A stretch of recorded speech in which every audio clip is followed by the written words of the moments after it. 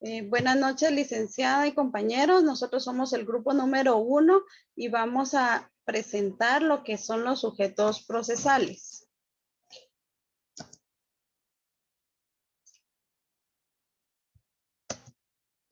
Las partes, el proceso surgirá como consecuencia de un conflicto de interés respecto de una relación jurídica material y los titulares de esa relación se convertirán en parte en el proceso, lo que supone que las partes materiales las da la relación jurídica material y las partes procesales los que asuman la condición de parte en el proceso. Sin embargo, esto no tiene por qué ser siempre así, pues el proceso tiene que iniciarse simplemente porque ante un órgano jurisdiccional se interpone una pretensión. La exacta comprensión de esta noción de parte exige alguna precisión.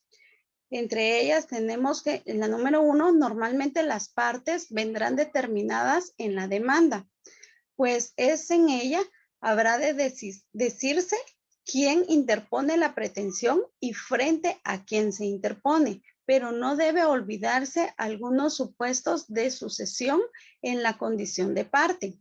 Número 2, tenemos la condición de parte, que es una situación jurídica de modo que cabe no realizar por sí actos procesales y sin embargo ser la verdadera parte. Esto es lo que sucede en los casos de representación en los que la verdadera parte es el representado, aunque sea el representante el que actúe en el proceso. Quien sea parte en el proceso va a condicionar toda una serie de fenómenos posteriores como los relativos a la competencia. Puede determinarse por domicilio del demandado, al ámbito subjetivo de la cosa juzgada, a los impedimentos, excusas y recusaciones, a quien puede ser testigo, a la condena en costas, etcétera. Establecida la noción de parte procesal, hay que preguntarse inmediatamente quién puede serlo en general, con lo que estamos ante un tema de capacidad. Se trata de un tema correlativo al de la capacidad jurídica de derecho privado. Y lo mismo que en esta hay que distinguir entre capacidad para ser parte y capacidad procesal. La capacidad para ser parte se refiere a la aptitud para ser titular de los derechos, cargas, deberes y obligaciones que se derivan de la realidad jurídica que el proceso se trata en la realidad del correlativo de la capacidad jurídica, no de la aplicación del proceso de la capacidad jurídica civil, sino una aplicación del fenómeno general de la capacidad. En este sentido, habrá de tenerse en cuenta la capacidad de las personas físicas. Todo hombre o toda mujer es persona y por tanto puede ser parte en el proceso de su nacimiento hasta su muerte. Para esta determinación del momento que surge la capacidad, ahí que lo tenemos en el Código Civil, en concreto en el artículo 1, que es el nacimiento, determina la personalidad y que termina con la muerte. El inciso B, tenemos lo que es la capacidad de las personas jurídicas. La capacidad para ser parte de estas entidades sociales a las que el Estado reconoce como individuales, a las que imputa derechos y obligaciones, tampoco ofrece dudas con base en el artículo 16 del Código Civil, en el que se les reconoce la posibilidad de ejercitar todos los derechos y contraer las obligaciones que sean necesarias para realizar sus fines. Los criterios para la sistematización de las personas jurídicas son muchos, pero posiblemente el más fructífero desde el punto de vista procesal sea el que distingue entre personas y derechos privados. que serían las personas jurídicas de derecho público, son hoy muy variadas y van desde el Estado hasta las instituciones de derecho público, creadas y reconocidas por la ley, según el artículo 15 del Código Civil. Las personas jurídicas de derecho privado se distinguen normalmente en mercantiles y civiles y existe una gran dispersión de normas relativas a su creación, funcionamiento y extinción. Las personas jurídicas privadas pueden también extinguirse, aunque el artículo 27 del Código Civil prevé que la extinción de las exime. Y también tenemos lo que es la capacidad procesal.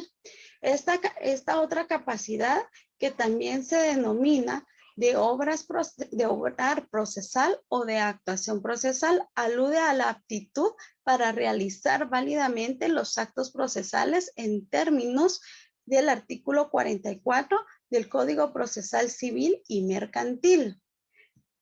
Para litigar, o del artículo 188 de la ley del organismo judicial, para gestionar ante los tribunales.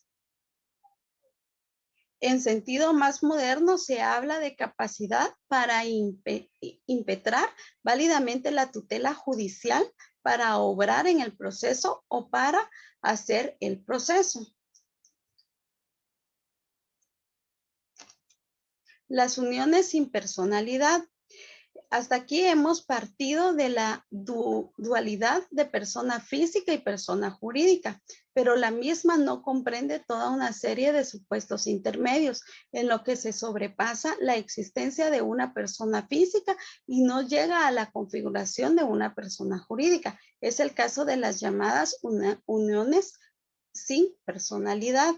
En realidad ocurre con frecuencia que varias personas se organizan transitoriamente para la obtención de una finalidad común, realizando para conseguir actos jurídicos materiales. Comisión organizadora de un congreso, junta para un homenaje, comité para la realización de un festejo. Los problemas procesales empiezan cuando alguno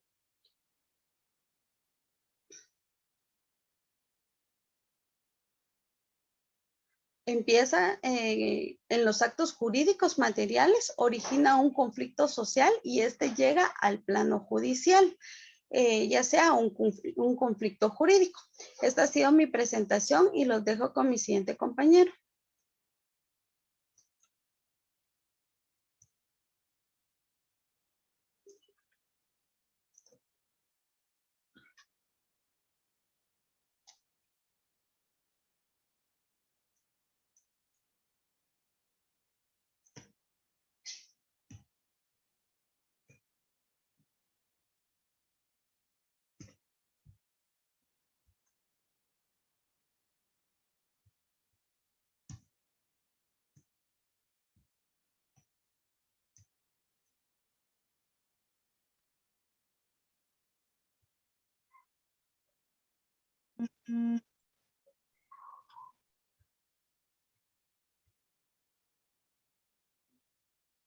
Cindy, si no se ha podido conectar el compañero, podemos pasar con el siguiente.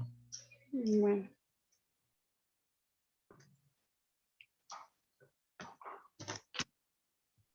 Continuando con el tema, como primer punto estaremos tratando lo que son los contratos o el contrato de mandato, para ser más precisos. El contrato de mandato estipula que es el contrato por el que una de las partes, a la que podemos llamar mandatario, se obliga a ejecutar por cuenta de otros, llamado mandante, los actos jurídicos que éste le encargue.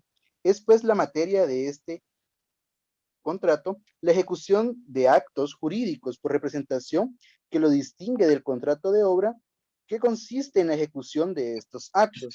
Asimismo, podemos decir que el mandato etimológicamente proviene de la palabra manus, la cual hace hecho de dar las manos del mandante y al mandatario como símbolo, como de un trato o el cierre de lo que es el mismo, para simbolizar la amistad, la confianza que existen entre ambos que motiva la creación de vínculos jurídicos, ya sean contractuales, los cuales unirán a estos mismos, originándose de esta manera lo que conocemos como el mandato en el derecho romano. Siguiente diapositiva, por favor. Siguiente diapositiva.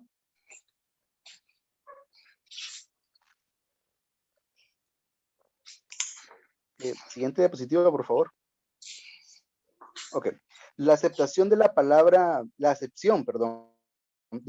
mandato. Esta palabra pues tiene varias acepciones de índole pues práctico y usual. Por ejemplo, cumplir una disposición superior toda vez que proviene de mando, lo que necesariamente implica la realización de un encargo o gestión a nombre de otra persona. Siguiente diapositiva, por favor. Okay. Para empezar, tiene una temática que son los antecedentes históricos del contrato de mandato. Siguiente diapositiva, por favor. Okay. Los antecedentes históricos los podemos ubicar o lo podemos remontar a lo que era la civilización romana. Los romanos pues no lograron establecer la compleja relación que existe entre las personas que mandan a otras para que se le haga una gestión. Fueron los pandecistas alemanes los que lograron identificar esta figura jurídica al observar en la práctica tanto que los negocios, cuando alguien los efectúa para otro, el mismo no tiene los efectos para sí mismo, sino para aquel al cual éste representa. Naciendo con ello la gran necesidad de estudiar la triple pues, relación que se da entre el negocio con la relación al representante y el representado al tercero. Siguiente diapositiva, por favor.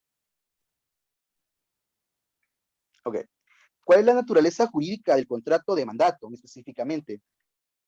La naturaleza, pues, de acuerdo a nuestro ordenamiento jurídico, con fundamento, pues, en el Código Civil, el decreto 106, incorpora, pues, el contrato de mandato como consensual y asimismo, pues, el artículo 1686 al respecto indica lo siguiente. Por el mandato, una persona encomienda a otra la realización de uno o más actos o negocios. El mandato puede, pues, otorgarse con representación o sin representación. Pues el mandato con representación, el mandatario obra en nombre del mandante y los negocios que realiza dentro de la facultad que se le ha conferido obligan pues directamente al representado o lo vincula pues de esta manera. Siguiente diapositiva, el mandato judicial, perfecto, ok. El mandato judicial, según Eduardo Cabanellas, pues dice que el mandato judicial es aquella facultad para actuar ante los tribunales con carácter contencioso voluntario, para ejercer o poner defensa, cumplir cualquiera de los trámites que la causa pues requiera en representación de una pues de las partes. En este caso sería de quien le ha conferido pues esta facultad. Como si bien conocemos, la finalidad de esto es poder representar ante los órganos jurisdiccionales pues a una persona, la cual pues en estos casos no puede pues presentarse, no puede estar de forma presencial ante los mismos. Asimismo, nuestro ordenamiento legal dice lo siguiente. Al finalizar el artículo 1687, el mandato para asuntos judiciales queda sujeto especialmente a lo que establecen las leyes procesales.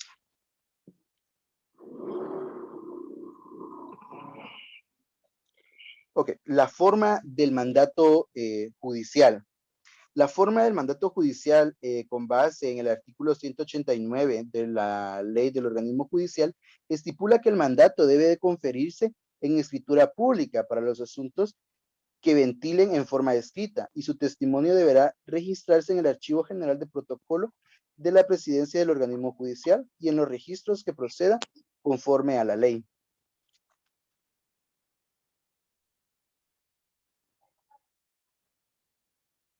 Esta, pues, continuando con el tema, pues esta disposición concuerda con la norma general sustantiva, pues contenida en el artículo 1687. del Código Civil. No obstante, la obligación pues, del registro en el Archivo General de Protocolo de lo que es la Corte Suprema de Justicia se excluye cuando el contrato de mandato judicial se confiere en documento privado, ya que esta exclusión de registro pareciera contradecir lo que está estipulado o lo que establece en el artículo 45 del Código Procesal Civil y Mercantil, el cual pues textualmente dice: no se admitirá en los tribunales credencial de representación que no esté debidamente registrada en la oficina correspondiente o bien en la oficina pues respectiva, ¿verdad?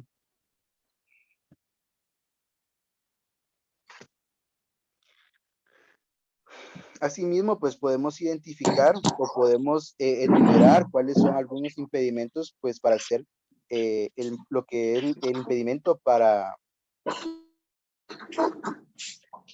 ser un mandatario judicial. Según el artículo 193 de la ley del organismo judicial, no pueden ser mandatarios judiciales las siguientes personas: los que por sí mismos no pueden gestionar en asuntos judiciales. Asimismo, los que tengan auto de prisión o condena pendiente por cualquier delito por el tiempo fijado en la sentencia. De igual forma, quienes no son abogados, salvo cuando se trate de la representación del cónyuge de sus convivientes, cuya unión de hecho estuviera inscrita en el registro civil respectivo, y de sus parientes dentro de los grados de ley o cuando el mandato se otorgue para ejercitarlos ante los juzgados menores y únicamente en asuntos que no excedan de 500 quetzales o ante jueces de tribunal en cuya jurisdicción no ejerza más de 3 abogados. De igual forma, no pueden ser mandatarios judiciales los magistrados, jueces, funcionarios y empleados del organismo judicial y los pasantes y meritorios de los tribunales. De igual forma, los funcionarios y empleados del organismo ejecutivo, con excepción de los que ejercen la docencia o desempeñan cualquier cargo que no sea de tiempo completo. Siguiente diapositiva, por favor. La revocatoria del mandato judicial. Con fundamento o con lo que establece el artículo 194 de la ley del organismo judicial, establece que la revocatoria de un mandato no surtirá efecto en el asunto en que estuviere actuando el mandatario mientras el mandato no manifieste en forma legal al juez que sea persona en el asunto y que fija para recibir notificaciones una casa en la población donde el tribunal tiene su asiento, o mientras otra persona no compruebe en el proceso que ha subrogado al mandatario y fije la residencia a que se refiere el artículo. De igual forma, si el mandatario cuyo mandato ha sido revocado quedará inhabilitado, se ordenará la inmediata presentación del sustituto con el apercibimiento de nombrar defensor judicial si no verifica. Siguiente diapositiva. Ok, como siguiente tema estaremos tratando lo que es el abogado director.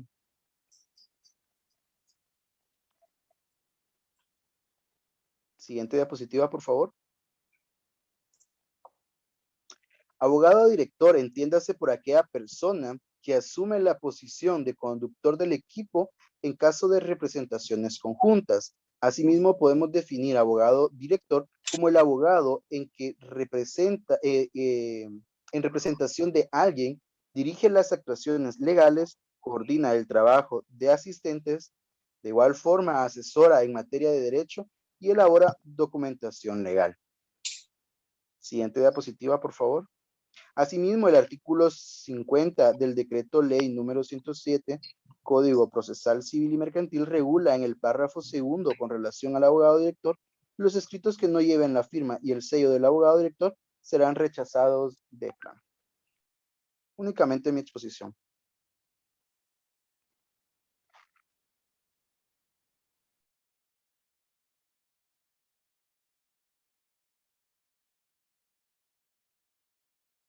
Me tocó exponer acerca de la presentación legal y necesaria. Siguiente diapositiva.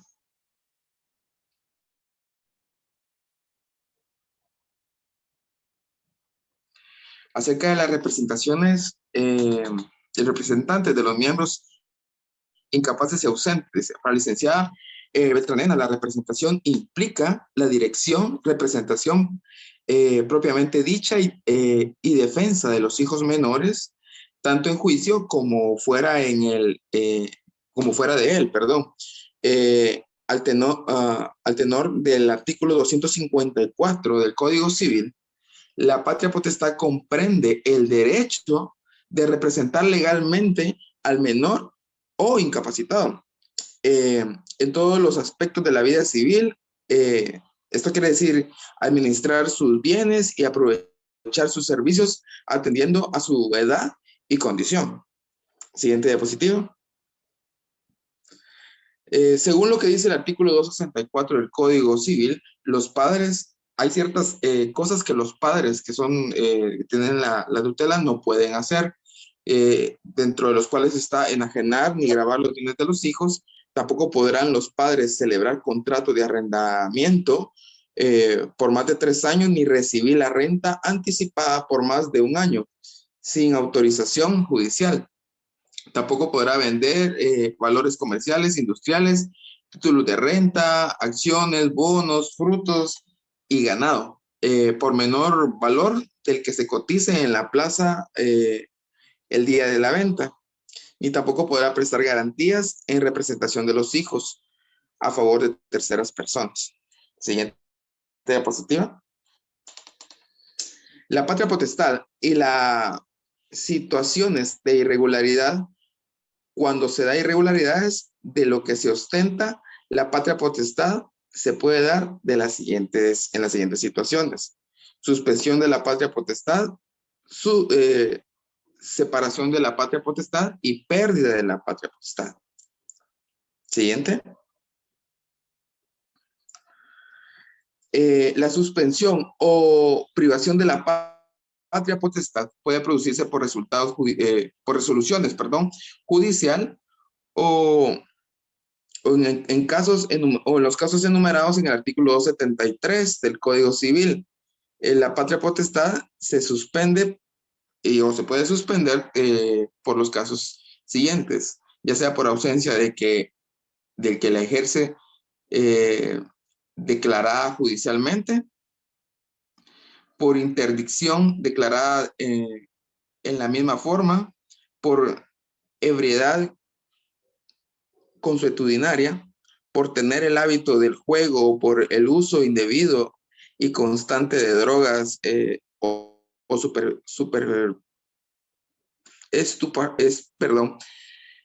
estupefacientes, y la pérdida de la patria potestad recae, según lo que dice el artículo 274 del Código, cuando por las costumbres depravadas o escandalosas de los padres, dureza excesiva en el trato de los hijos o abandono de los deberes familiares. También se puede por dedicar a los hijos a la mendicidad o darle órdenes, consejos, insinuaciones o ejemplos corruptores. Siguiente.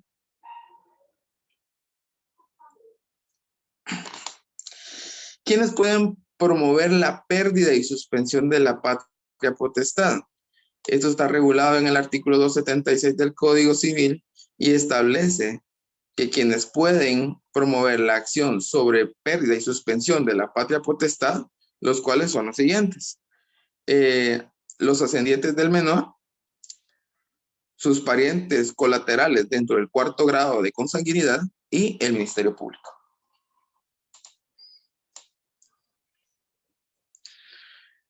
Vamos a hablar acerca del restablecimiento de la patria potestad. Y en el artículo 277 del Código Civil, el restablecimiento de la patria potestad puede ser dado el juez en vista de las circunstancias de cada caso.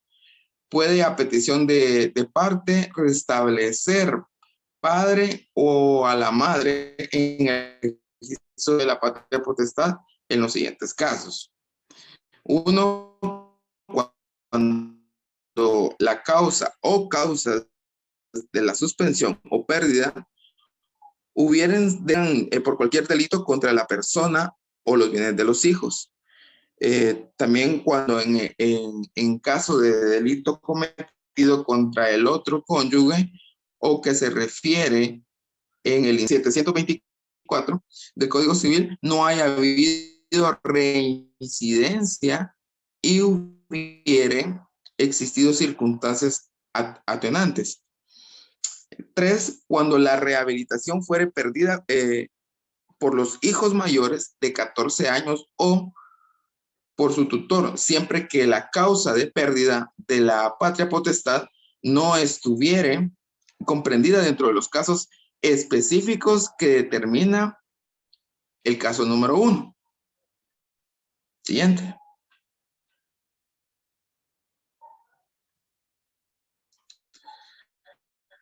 La tutela y protutela.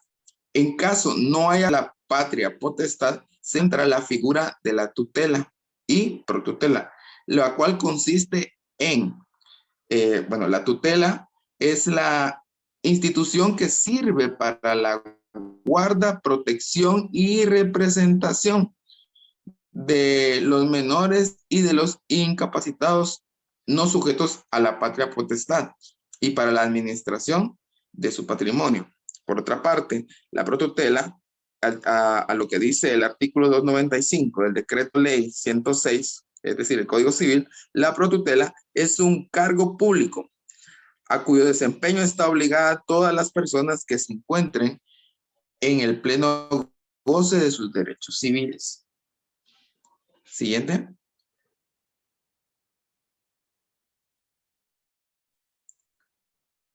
La representación necesaria de personas jurídicas.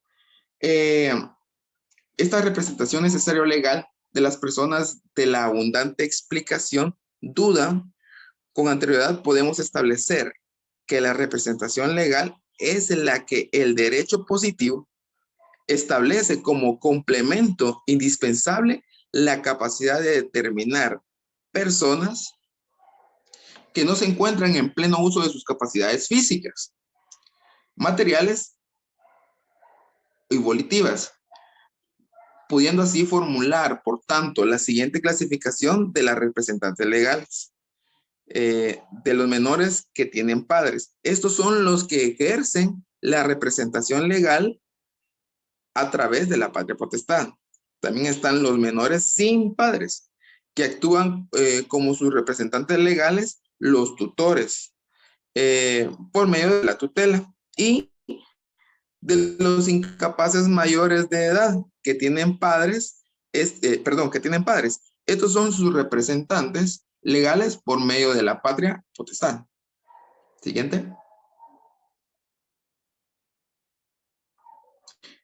Representante judicial. Según lo establecido el Código Procesal Civil y Mercantil en sus artículos 48, cuando falte la persona a quien corresponda la representación o la asistencia y existan razones de urgencia, podrá nombrar un representante judicial que asista al incapaz, a la persona jurídica o a la unión asociada o comité no reconocidos hasta que concurra aquel a quien corresponda la representación o la asistencia.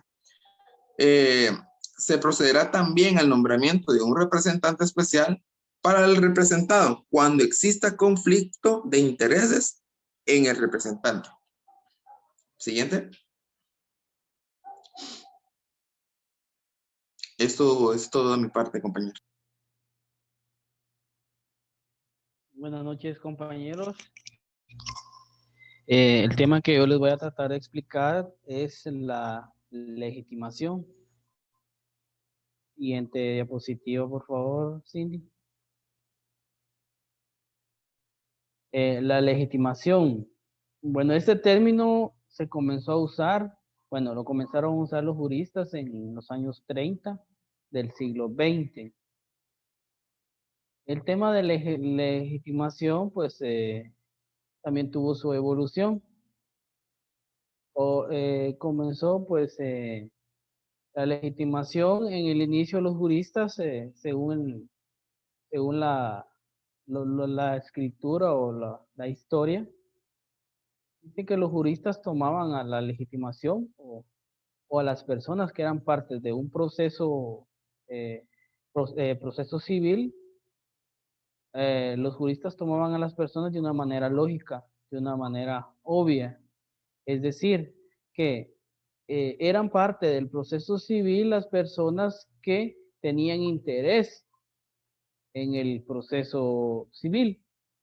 Entonces, era evidente de que la persona que tenía interés y la persona demandada tenían que ser parte de un proceso civil.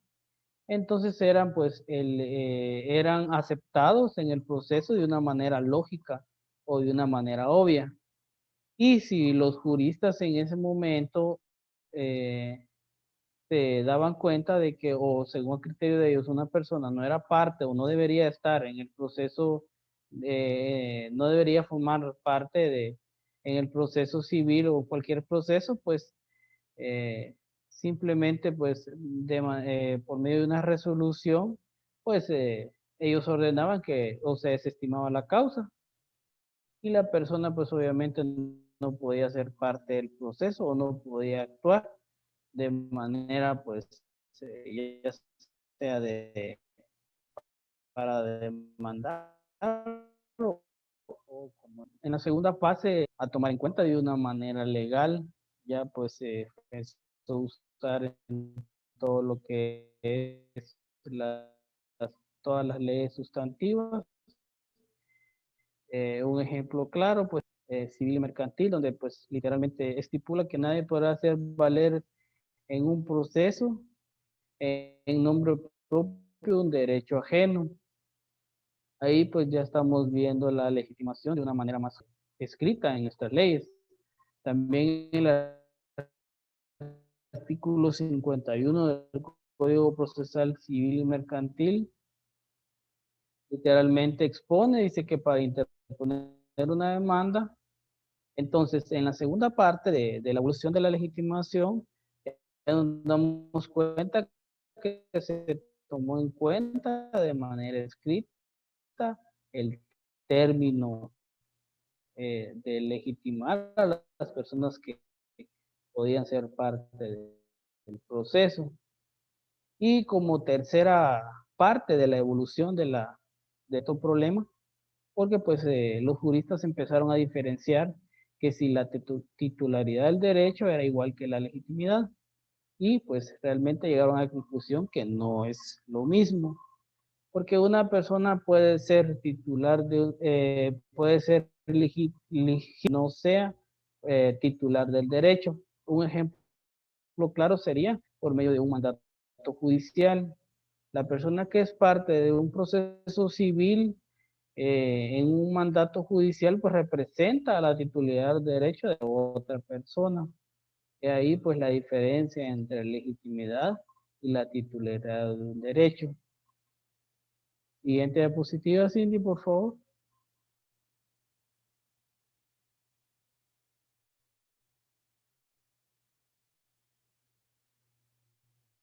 El concepto y clases de legitimación. Cuenta que el concepto de legitimación es un poco complicado poderlo determinar, en virtud de que hay que tomar en cuenta el fondo de la pretensión o el fondo de la demanda,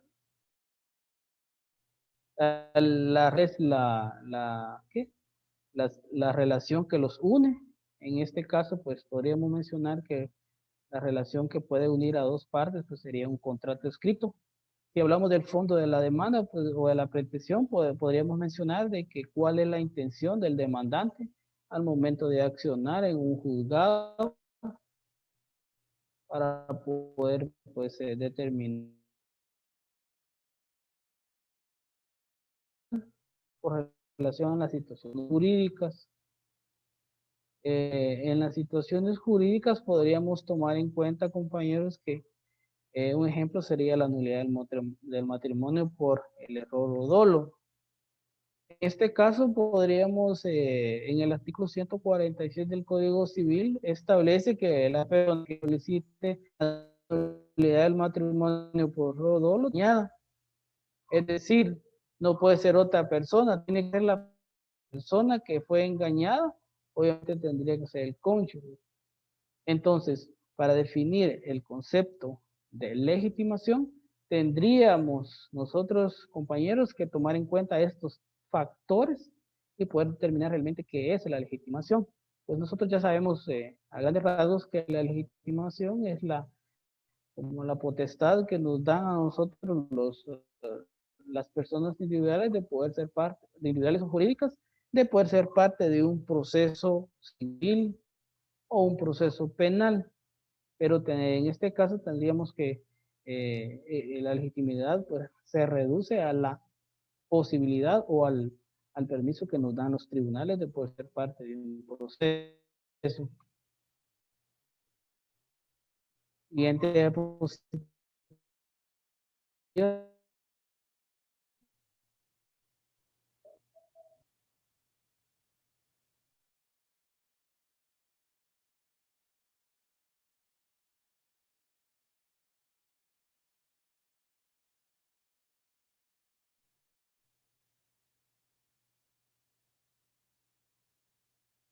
Las clases de legitimación. Entonces podremos, como nosotros ya sabemos y ya durante el tiempo hemos venido estudiando que la legitimación, primero podríamos hablar de una legitimación activa y una legitimación pasiva.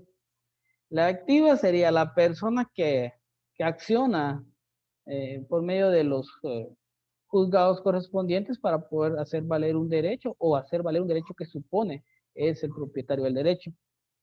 Podríamos mencionar el artículo 51 en el párrafo segundo del Código Procesal Civil y Mercantil, en donde regula que para interponer una demanda o contrademanda es necesario tener interés en la misma. Estamos casi repitiendo lo mismo. Entonces aquí entraría la persona que es la legitimación activa, que evidente o eminentemente sería la persona que interpone la demanda. La legitimación pasiva, esta es la persona a quien es demandado. En este caso podríamos decir de que toda la persona que por cualquier medio es demandada es la legitimación pasiva, la que es, compañeros, que no podemos demandar a una persona menor de edad. Entonces, es decir, que una persona menor de edad no puede tener la legitimación pasiva porque no tiene la capacidad de adquirir obligaciones. Entonces, solo es de tomar en cuenta que para poder determinar la legitimación pasiva tiene que ser una persona que sea capaz de poder soportar o poder, pues, tener la capacidad de que sea demandado. No es, pues, así fácilmente que podremos determinar que cualquier persona puede ser. Igual, pues, podríamos decir que la legitimación pasiva, hay personas que no tienen capacidad para demandar, ¿verdad? Entonces tendríamos que diferenciar estos dos aspectos para poder aclarar todo, cuáles, o poder diferenciar estas dos legitimaciones. Siguiente diapositiva, Cindy, por favor. Y por último, compañeros, estaríamos hablando de la legitimación ordinaria y la legitimación extraordinaria. Cuando hablamos de la legitimación ordinaria, estaríamos hablando prácticamente de un proceso normal. Es decir, que en la legitimación ordinaria, una persona que cree ser titular de un derecho demanda a una persona que cree que, en otras palabras, serían las personas que evidentemente tendrían que ser parte de un proceso. Aquí entraría la legitimación ordinaria. Un ejemplo aquí sería, pues, que está claro, dice que en un proceso de divorcio, los hijos son quienes no son quienes pretenden el divorcio. En este caso, la sentencia que se dicte se afecta directamente a los hijos o partes, que la legitimación ordinaria, pues la diferencia es que en este proceso interviene otra persona que no es titular del derecho.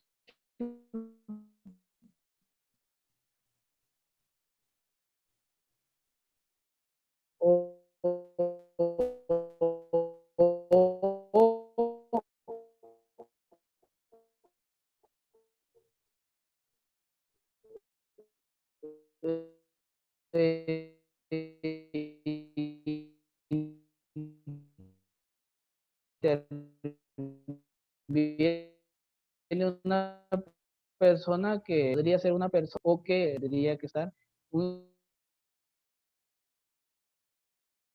que la Procuraduría General de la Nación no tiene interés propio y tampoco tiene la titularidad de datos de proceso o porque tiene un mandato.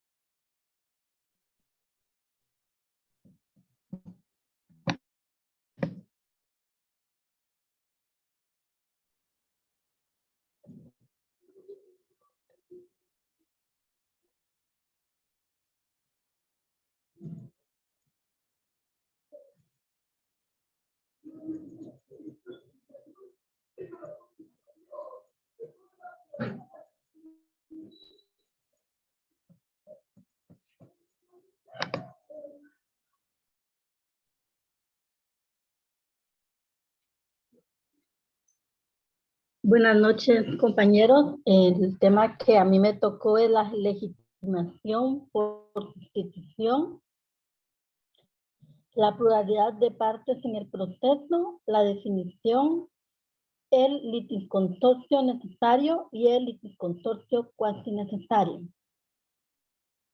Siguiente diapositiva, por favor.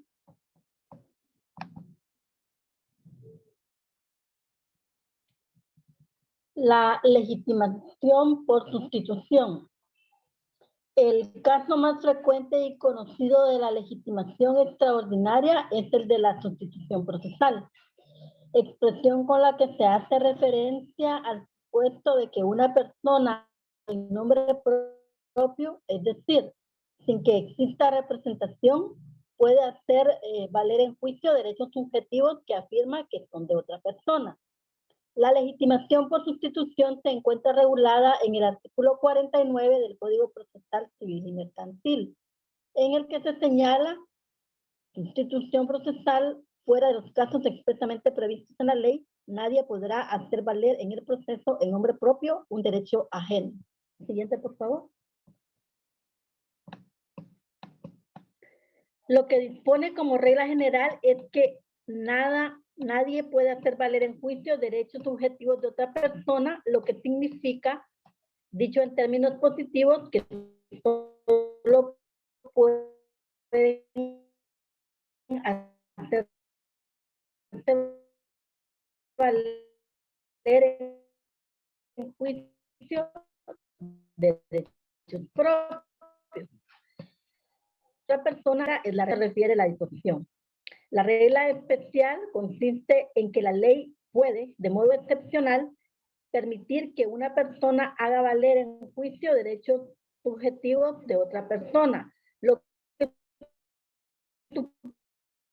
supone que tiene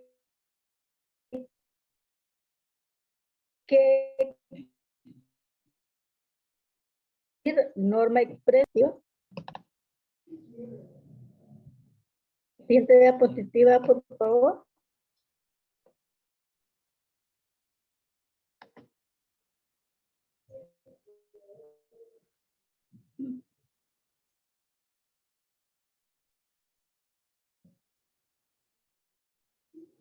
Es el de la llamada acción subrogatoria u oblicua, en donde el acreedor que hace valer en juicio los derechos que corresponde a su deudor. El problema del derecho guatemalteco es que por un lado tiene en el Código Procesal Civil y Mercantil la norma general de la sustitución procesal, pero por otro ha suprimido la acción subrogatoria u oblicua en el Código Civil. Puestos a buscar algo que se asemeje a la sustitución, puede citarse en el artículo 2009 del Código Civil Las personas que trabajan en una obra por cuenta de un contratista tienen acción contra el dueño de la obra, aunque solo por la cantidad que el dueño adeuda al contratista. Siguiente diapositiva, por favor.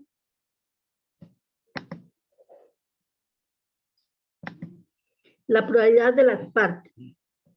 Las leyes y la doctrina suelen regular y estudiar el proceso partiendo del supuesto más común en la práctica, pero no el único, que cada una de las posiciones procesales está ocupada por una parte, de que la pretensión es ejercitada por una única persona y frente a una única persona. Esto supone que en la práctica lo más normal es que la posición de actor esté ocupada por una sola persona y que lo mismo ocurra con la posición del demandado. Con todo este supuesto, si es el más común, no es el único. Existen casos en los que se ejercita una pretensión por varias personas y frente a varias personas. Siguiente diapositiva. En un procedimiento judicial pueden aparecer varias personas en la posición de demandante o de demandado, y ello se debe a dos fenómenos procesales muy distintos: acumulación de procesos y proceso único con pluralidad de partes. El fenómeno de la acumulación de pretensiones y de procesos parte de la base de que un procedimiento judicial puede ser la envoltura externa además de un proceso. Si toda pretensión da origen a un proceso, la acumulación atiende a la conexión entre pretensiones para evitar posibles contradictorias y a la economía procesal. De modo que dos o más pretensiones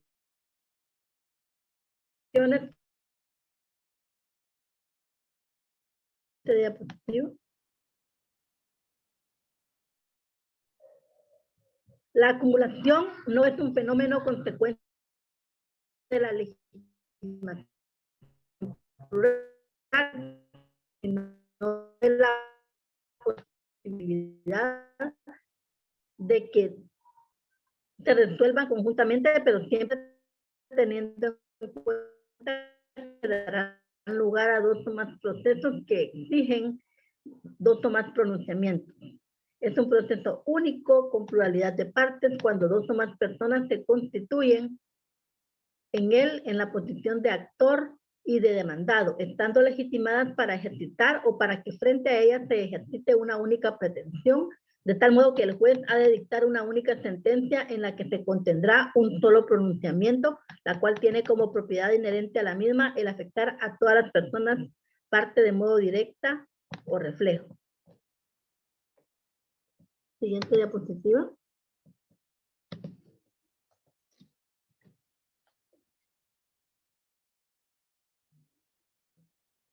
La pluralidad de partes es un fenómeno que aparece como consecuencia de la legitimación plural. La legitimación, tanto la activa como la pasiva, puede corresponder a una única persona, pero también puede corresponder a varias, sin que ello signifique que las personas legitimadas tengan que actuar coordinadas o subordinadas. No se está diciendo que en el proceso civil puede existir una tercera posición distinta de la del actor y de la del demandado. Se trata de que dentro de esas dos posiciones un único proceso. Siguiente, por favor. El litisconsorcio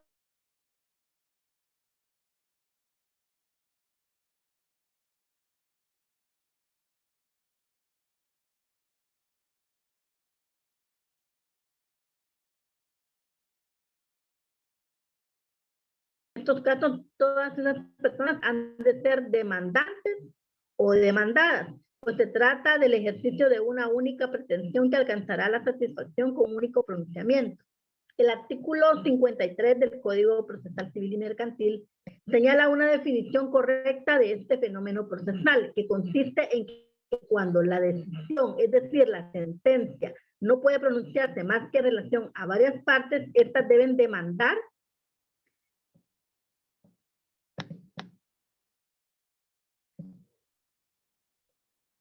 y, o ser demandadas en el mismo proceso. Y tanto es así que si el proceso es promovido solo por algunas o contra algunas, el juez emplazará a las otras dentro de un plazo perentorio.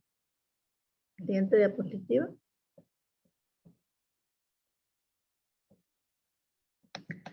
La legitimación ordinaria basta para que exista que el actor afirme que él es el titular del derecho subjetivo material y que el demandado es titular de la obligación.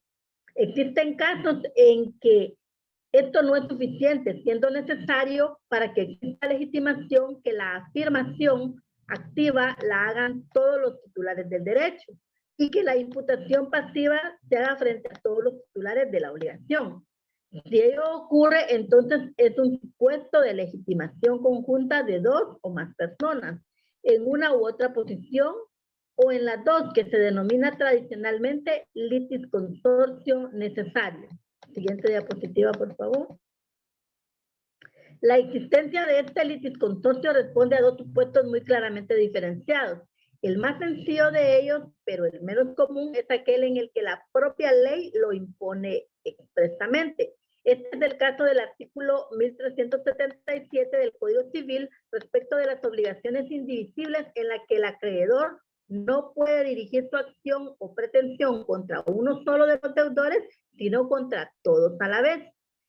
El supuesto normal de litis consortio no precisa de norma expresa, porque su necesidad viene impuesta por la naturaleza de la relación jurídico-material, respecto de la que se hacen de las afirmaciones legitimadoras. Siguiente diapositiva. En esta relación, la que impone que en ocasiones la afirmación de titularidad de una persona sola o la imposición de la imputación de la obligación a una única persona no sea suficiente para que el juez pueda entrar a decidir sobre el fondo del asunto. Si se pretende la nulidad de un negocio jurídico, debe demandarse a todos los que sean parte material del mismo. Así, si se cuestiona la validez de un testamento, hay que demandar a todos los herederos. Si se quiere declarar nulo un contrato de sociedad, hay que demandar a todos los socios. Si se demanda la revocación de un contrato en fraude de acreedores, hay que traer al proceso al deudor y al tercero adquiriente. Siguiente diapositiva.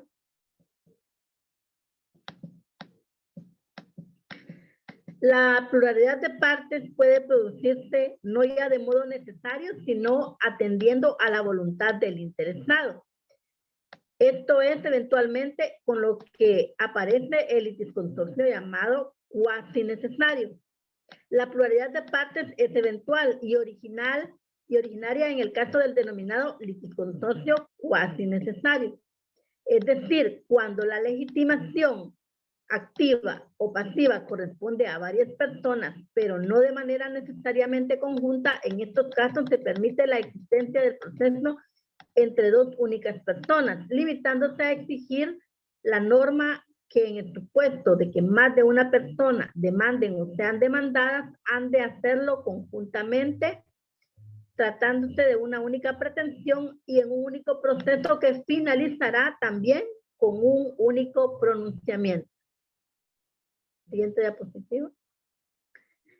La existencia del consorcio queda a la voluntad del o de los demandantes. Siempre se ejercitará una única pretensión. También cuando el demandado, cuando se demanda a varios deudores solidarios, originadora de un único proceso, dictándose un único pronunciamiento, pues la obligación existe o no frente a todos los deudores. En este litisconsorcio cuasi necesario, la existencia de la pluralidad de partes no viene impuesta por la naturaleza de la relación jurídico-material, siendo posible que se demande a un único deudor solidario. La ley impone solo que si se quiere demandar a varios deudores simultáneamente, ha de hacerse en un único proceso. El acreedor puede dirigirse contra cualquiera de los deudores solidarios o contra todos ellos simultáneamente. Si se dirige contra uno, se trata de un proceso con una sola parte. Si se dirige contra varios o contra todos ellos, existe un litisconsorcio cuasi necesario. Siguiente diapositiva. Naturalmente, en este caso no podrá oponerse excepción de falta de litisconsorcio si se demanda a un solo deudor. Si el litisconsorcio se constituye porque el actor demanda a varios, el proceso litisconsorcial tendrá un desarrollo similar al que antes se señala, pudiendo mantener las partes posturas materiales y procesales diferentes. Siguiente diapositiva.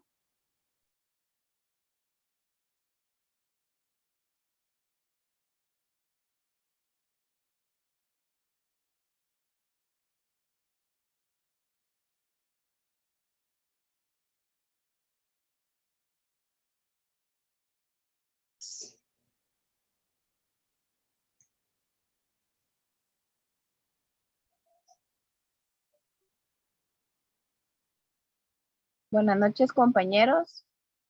Yo les voy a hablar de la asociación procesal o cambio de partes. Siguiente diapositiva, por favor.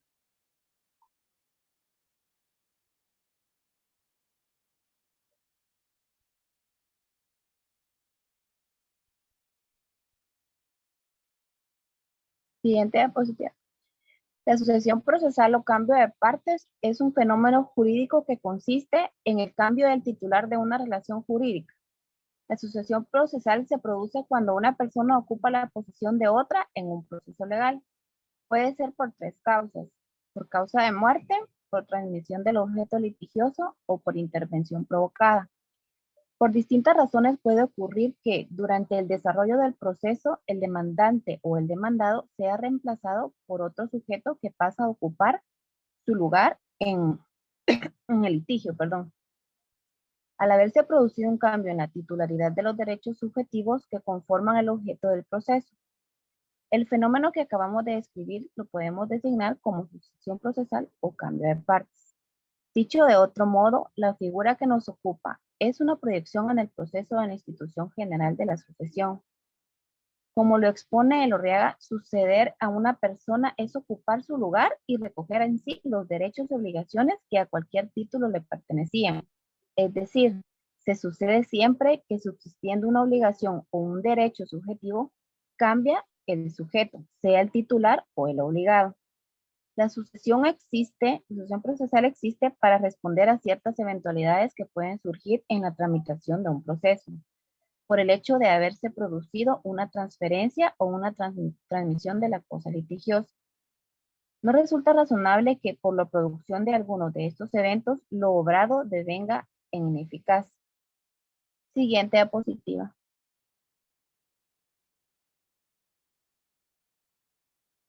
Los requisitos de la asociación procesal son los siguientes.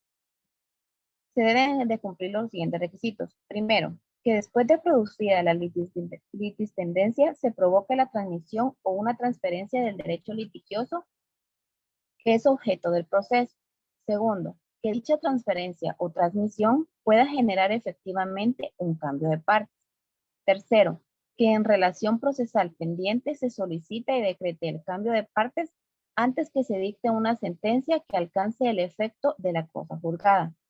Esta exigencia se explica porque el cambio de la titularidad en los derechos subjetivos no se proyecta automáticamente al proceso pendiente. La siguiente, por favor. La capacidad procesal. Es otra capacidad que también se denomina de obrar procesal o de actuación procesal. Alude a la aptitud para realizar válidamente los actos procesales, o en términos del artículo 44 del Código Procesal Civil y Mercantil, para litigar. En un sentido más moderno se habla de la capacidad para impetrar válidamente la tutela judicial, para obrar en el proceso, para hacer el proceso, y de la misma forma como en el derecho civil, el titular de derechos y obligaciones, o sea, el capaz jurídicamente o el que ha asumido la personalidad, no tiene siempre capacidad para adquirir de por sí los derechos. para ejercitarlos o asumir las obligaciones, capacidad de obrar. En el derecho procesal, no todos los que tienen capacidad para ser parte o personalidad jurídica tienen capacidad procesal. Gracias.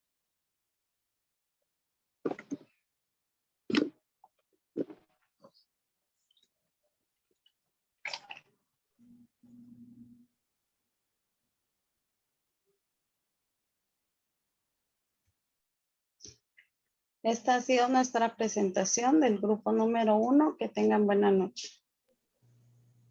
Muchas gracias, Cindy, por el apoyo ahí. Muy agradecido, ¿viste? Gracias, Cindy. Feliz noche. Cuídate.